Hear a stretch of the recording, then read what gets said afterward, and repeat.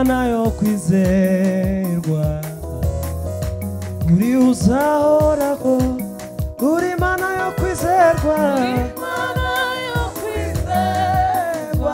uriho uri uzahoraho, ko wahozeho kera n'uyu munsi ni kuri, agacu ko guhinduka, kakugaragaraho, agacu ko guhinduka, agacu ko guhinduka kakugaragaraho, Imana yo kwizerwa, Imana yo kwizerwa, uri uzahoraho, uko wahozeho kera, uyu munsi uko wahozeho kera, uyu mwanya Chambere nakwigibesha, oya icyakabiri giribazwe, icyagatatu ijambo rivugiye ubwawe rikurikirana, icyagatatu ijambo rivugiye ubwawe rikurikirana,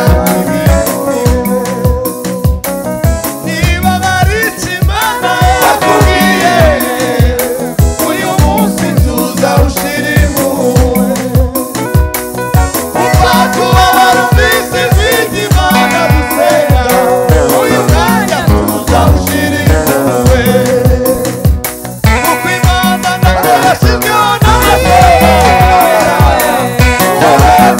tubwire ubwoba yuko Mana yayo ishobora kurangira vuba, ikavaho itarishoje, kandi Imana yatowe n'abana natwe, wowe ndatubwira ubwoba, sinjye ndabizi nzambarabizi ibintu byinshi cyane, nibyumva ntabwo izanyitaho, ahubwo yishimira ibyo yamuganye, irakwizera we, irakwizera ntabwigibesha, irakwizera ntabwigibesha, irakwizera amina we, irakwizera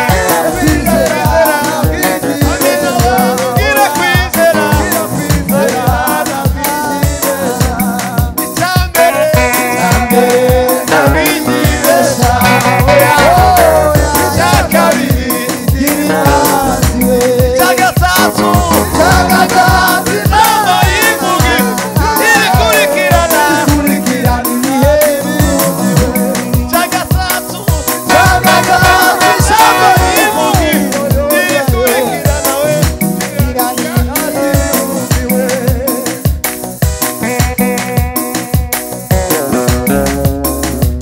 mutima wanjye ni umugabo wo guhamya ibivuze, mutima wanjye ni umugabo wo guhamya amabwire, kuko ntanarimo Imana yanjye yantereranye, ntanarimo Imana yanjye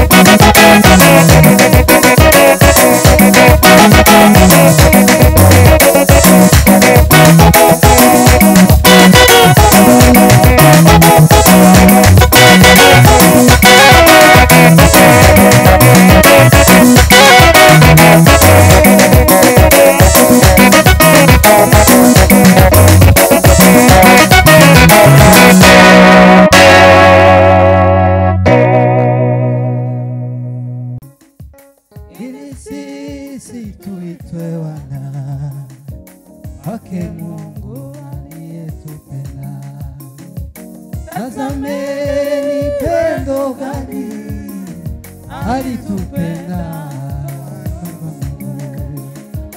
ili sisi tuitwe wana wake Mungu. Aliyezaliwa na Mungu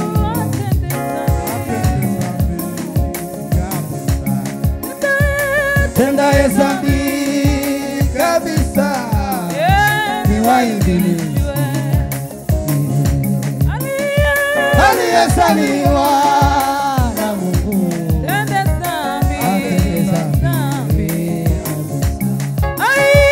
tendaye dhambi kabisa wa ibilisi milele.